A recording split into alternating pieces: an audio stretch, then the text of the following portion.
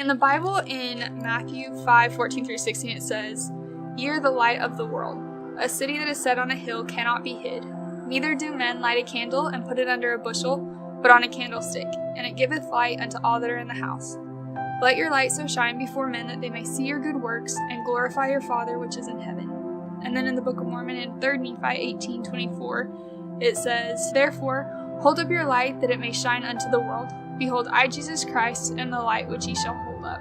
I truly believe that God wants you, in a sense, to lose who you are in the world, not worry about the way that you look, not worry about the way that people think of you, and to focus on His plan for your life and what He wants you to do. And when you stop worrying about what everybody else thinks of you and all that, you truly find your path in life. And as you're walking that, you start to glow, you start to shine, because you found you and you found what makes you happy. And that's God's ultimate plan, I think, for all of us, is to find joy. I think what God's calling us to do is just be who you are, find who you are, love who you are, and not try to be somebody else, not try to conform to the world, but stand apart from the world and just shine the light and light the world with the light He's already given you.